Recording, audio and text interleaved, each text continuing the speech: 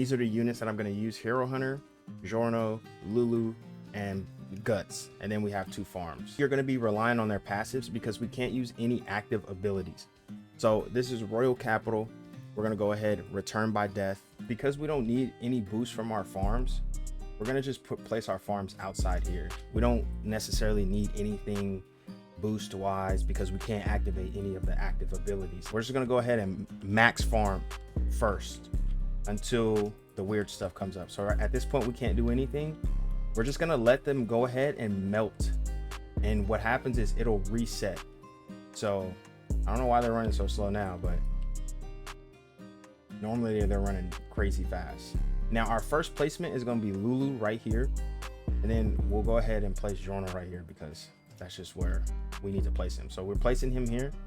And then we're going to, once we get our stock to 0, let it reset. It's going to reset, clear the entire map, right? Boom, resets, clears the entire map. We're going to go ahead and put Lulu here. Whenever the, boom. We're going to put Guts here, boom.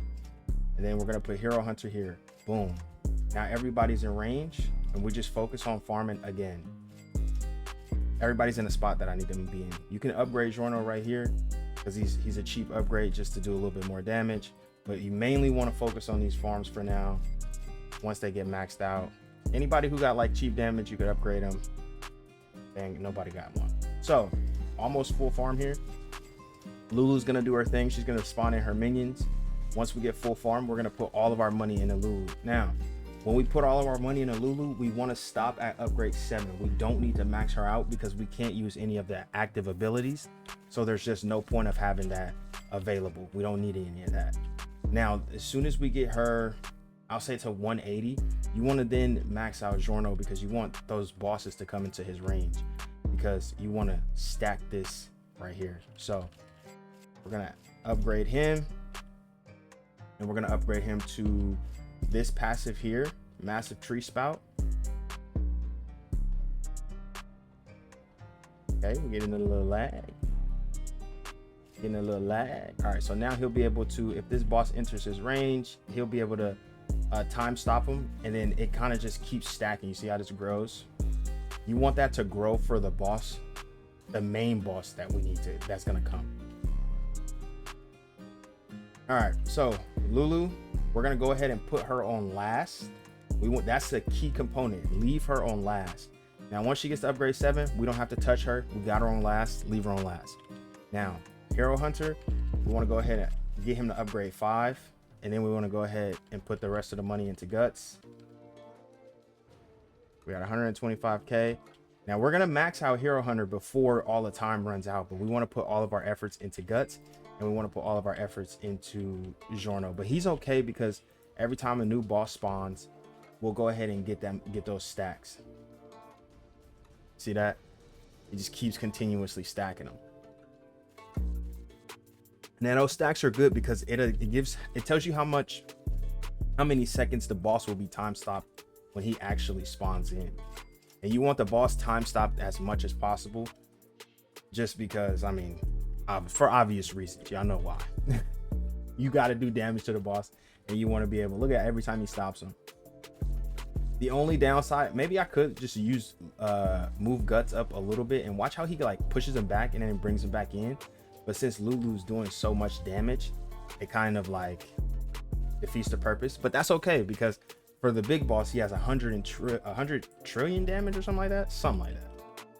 So we're going back and forth between maxing out Giorno and maxing out Guts. Like I said, those are 2 main units. We'll have Guts maxed out before the end of this time. And while this time runs out, these enemies are going to keep coming. So you're going to keep continuously gaining waves to get more money. So you don't have to freak out if you're like, oh, I don't have enough money.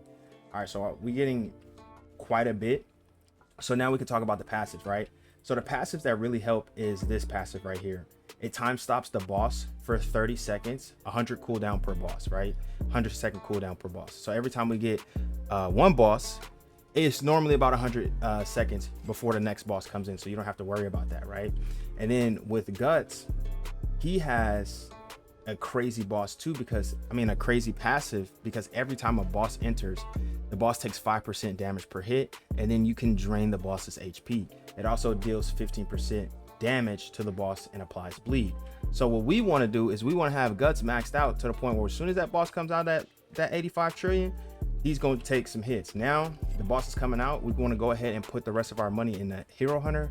Hero Hunter has a low range, so that's why I said he's the last one, right? And I'm going to show you guys how much look at that, look at how the boss is getting melted. That's between Giorno and Guts. They just melted, what is that, almost 20 trillion, and you're not doing that with damage, right? You're only doing that with the passives that you have. And then this is extra, so that's why these passives are so important. I'm just gonna go ahead and put him on here. Boom. And then once he enters his range too, he has a chance to do like 50x damage of whatever his damage is, but it's not anything crazy, right? It's just, let's see, this one. So you're gonna do 50x damage of this 50x this unit's damage and apply plasma, all of this. So it's decent. It's not the worst ever. It helps, but the main things that we need is this time stop. So once he gets back around here, he's gonna get time stop. But the thing is, I should have put Guts a little further down, so then he could actually get hit with all that damage. Wait, Guts actually increased his range. The weird part is every time they do this, Giorno's Guts range decreases and then his range increases. So watch when he gets back into range, he's gonna chill for like 10 seconds. 10 seconds our time, but like game time is like 30-40 seconds.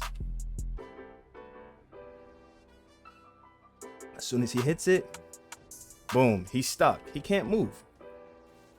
So then once he's already in Guts range.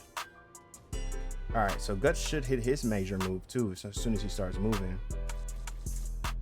and I think we get to re-enter again. So boom, and then that rupture comes through, and it should be, I don't know why it does that. Sometimes it does knock off all of that damage, and you really knock off like,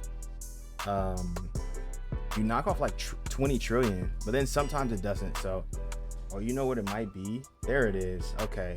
I was waiting for the Soul of Destruction because he does 200x his damage. And I was like, okay, the Soul of Destruction has to come in at some point. And I'll show you the Soul of Destruction when we get back, but we just finished. We have Suzuki. We're done. That's how you do it. Sometimes you get rocked because the Soul of Destruction comes in too late. There's mainly 3 souls I think you need for this. I need Soul of Destruction because every 15 attacks, it enters destruction mode, and destruction mode gives the unit 15% damage for the next 5 attacks. After these 5 attacks, deal a bonus 200% damage to all enemies in range. Soul of Intimidation, you don't have to have this, but I think it's worth it just for that 8% more damage. Every time a boss spawns, it creates a 20-second timer, and then the boss walks back.